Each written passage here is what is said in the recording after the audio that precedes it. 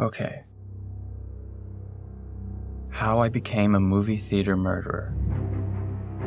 Let me just start by saying that the theater is like my church. It's where I learned about good and bad, about love, about being a man. And I think there's a certain respect that one should have when going to see a movie. Like, I've never understood people who eat in the theater. If you're not going to give the screen your 100%, you might as well stay home and save yourself the $10. A good movie is worth every penny.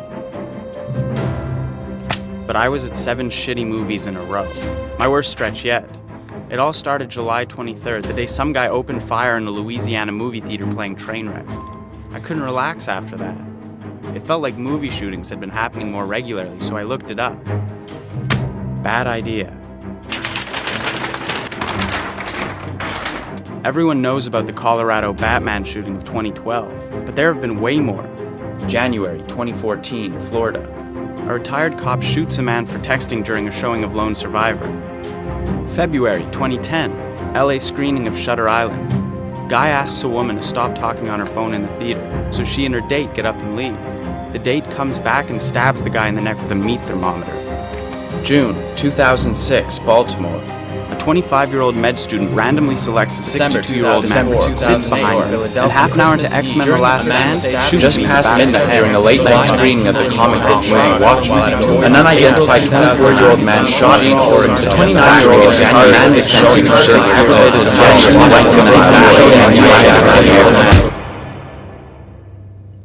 Knowing that stuff only made it worse. I started going to smaller theaters for matinees only. With fewer people, there was hopefully less of a chance that one of them would try to kill me.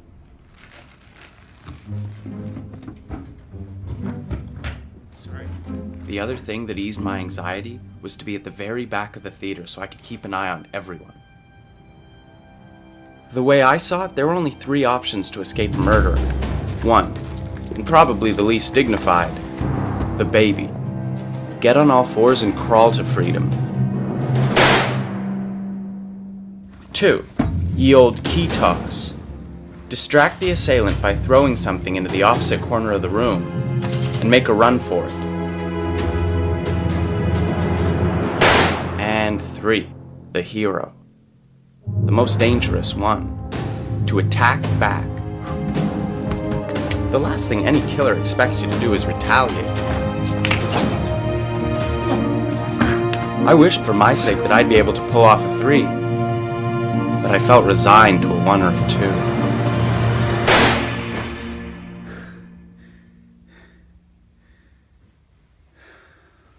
And then Tennessee happened. Guy walks into a showing of Mad Max Fury Road and hacks a man in the shoulder with a hatchet before pepper spraying his 17-year-old daughter in the face.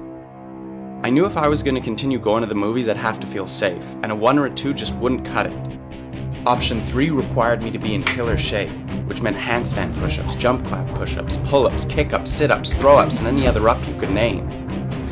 My motivation was knowing that I was doing all this for others. The patrons in the theater who needed me. I was their defender, their guardian.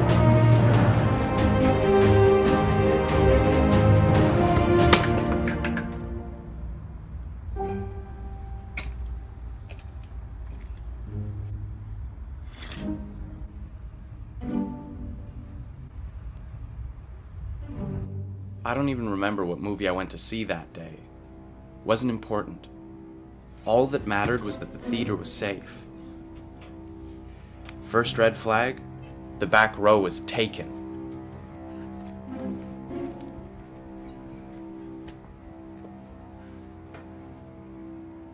Only one other person in the theater, a girl.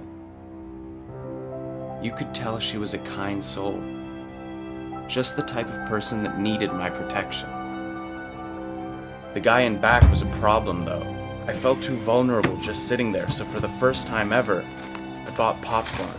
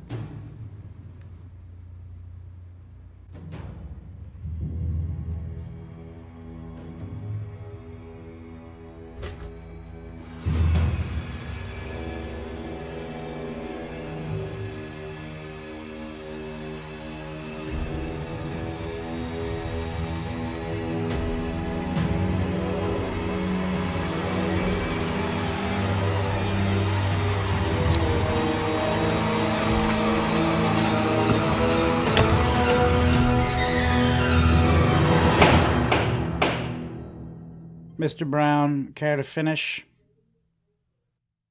The crunch of that brick and her scream are the last things I remember before passing out. Were you aware that the victim was the boyfriend of the girl in the theater? Not at the time, Judge. No. And how do you plead? Guilty. 100%.